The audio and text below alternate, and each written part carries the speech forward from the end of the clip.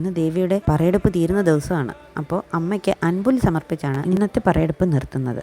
അത് ആഘോഷമാക്കാൻ വേണ്ടി ഉറക്കമൊക്കെ കളഞ്ഞ് അൻപുലി കാണാനായി നാട്ടിലെ എല്ലാവരും എത്തിയിട്ടുണ്ട്.